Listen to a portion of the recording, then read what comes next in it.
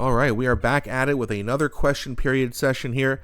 This one is going to be a back and forth between Pierre, Poilievre, and Steve McKinnon. And we all know Steve McKinnon loves to get emotional, so I'm sure this will get heated and be at least the most exciting part of Parliament today. We'll see. We're going to have a look here, but before we do, please don't forget to like and subscribe, as it really does help grow the channel. I appreciate you guys so much for doing that for me. So let's have a look, and then we'll talk about it. The Honourable Leader of the Opposition. Released its report today, Hunger Count 2025, showing the number of Canadians relying on a food bank has more than doubled since this Liberal government took office. It shows that 39% of the population experienced food insecurity, 82% did not have enough to eat, 34% went an entire day without eating, 53% missed a meal to afford something else, 28% went hungry at least once a week. Now the Prime Minister says Canadians will have to make even more sacrifices. How many meals will Canadians have to sacrifice for yet another costly Liberal budget? The Honourable Government House Leader. Mr. Speaker, the Leader of the Opposition is good at throwing all of this stuff out. What he's not good at is reading what the groups on the ground actually have to say. Of course there are too many people living in poverty in Canada, but there are significant initiatives being put in place by this government, opposed by this Leader of the Opposition and his party, systematically evoked in the report from Food Banks Canada today, Mr. Speaker. We support these key assistance programs for Canadians. He votes against them and then dares to get up and criticize us for putting in place support for the weakest Canadians. First of all, Trudeau had 10 years and he didn't need the Conservatives' help at any time because he had the NDP in his pocket. So he got to pass everything he wanted, everything you wanted, Steve. Everything your whole party wanted got passed. And look what happened for 10 years. So your programs that you put in place didn't work. So of course the Conservatives are going to vote against them continually, systematically, as he says. Why would you vote for anything Liberal? I guess you gotta. Pierre doesn't have his elbows up, so I guess that doesn't qualify as being a Liberal these days. I mean, it's so ridiculous. Like, oh, the Conservatives won't pass our bills. They're garbage. And you've had your bills passed for 10 years. They were garbage. Common sense.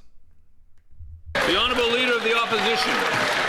Mr. Speaker, their programs do not feed kids. They feed bureaucracy, consultants, lobbyists, and Liberal insiders. And if you want to question that, 700,000 kids are lined up at food banks every single month. And let me quote from the report. It took decades to reach 1 million visits in any month, and it has now taken half a decade to more than double that. These are not outliers. This is Canada's new normal. The more government spends, the more things cost. How many meals will Canadian kids have to sacrifice for yet another costly Liberal budget? The Honourable Secretary of State for Children and Youth.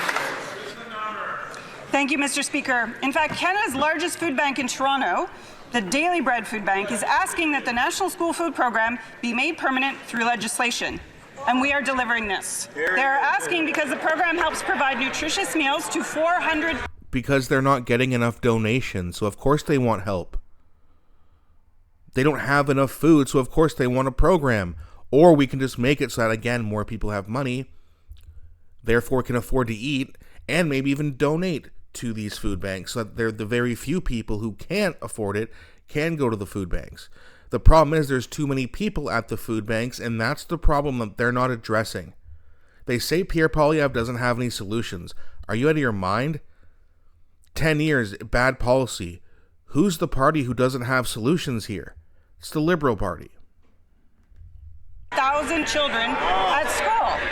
The Conservative Party voted against this. The members opposite will soon have an opportunity to do the right thing for their constituents and make school food permanent. We urge them to do so. The Honourable Leader of the Opposition. Speaker, these Liberal programs feed bureaucracy, lobbyists, consultants, and insiders, but they don't feed kids. Yep. Children cannot eat Liberal press releases or Liberal photo ops. Mothers cannot fill shopping carts with Liberal boasting. Canadians need food, and right now, after 10 years of this Liberal government, there's now 2.2 million Canadians lined up at food banks. 700,000 of them are kids, and a third are in families where they work, but their paychecks are vaporized by Liberal taxes and inflation. How many meals will Canadians have to sacrifice for the next costly Liberal? The Honourable Minister of Housing and Infrastructure. Thank you, Mr. Speaker. Well, the Leader of the Opposition seems to flat out ignore the fact that this government is focused on affordability. We are focused on affordable housing, which the reports outline as a critical driver for affordable food. We are taking action, Mr. Speaker. We look at the trajectory we are on right now. Mortgage rates are coming down. Average rents are coming down, according to the Parliamentary Budget Office. We're seeing progress, but we're not stopping there, Mr. Speaker. Build Canada homes will be in this budget, $13 billion that this opposition can vote for affordable housing in. The Honourable Leader of the Opposition. Their focus is affordability. Mr. Speaker, here are the facts from the Hunger Count report. 78% of food banks had to buy more food than normal because they were running out and not collecting enough donations. 1/4 of food banks actually ran out of food while there are still people lined up waiting for something to eat. Wow. We now have nearly a third of Canadians who go hungry at least once a week. This sounds like something out of a Great Depression, and the Prime Minister has the audacity to say Canadians should sacrifice even more. How many meals will his costly budget force Canadians to sacrifice? The Honourable Minister of Jobs and Family.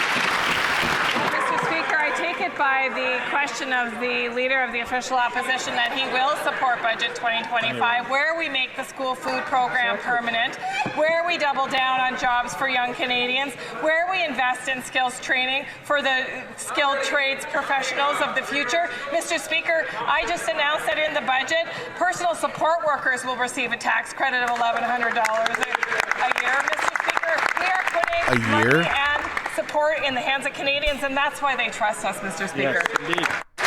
No, Like, they talk about affordability. Hey, here's $1,100 a year. Cut income tax by half, and most people are going to get double that. Just make things more affordable. It's really not that hard. They would know how to do it because you would just have to do the opposite of what they've done for the last 10, going on 11 years now. Oh, it's sometimes like I like watching Question Period, but then there's other times where it's just like you got to hear these liberal morons and just talk about, oh, we're going to do this and rent's coming down. Rent's coming down? What are you talking about? It's up 5%. Northern Perspective showed that on their video out the other day. Food prices up 4%. So like, what do you mean? Like, you can lie to people all you want, but when these houses, you know, if the housing startups start to go down, or, you know, grocery prices continue to go up, swing voters are going to realize that you guys are full of crap. Some of us already know it. Swing voters, they're not there yet. But one of these days, they're going to wake up and smell the coffee and realize that Mark Carney is not like Justin Trudeau. He's much worse.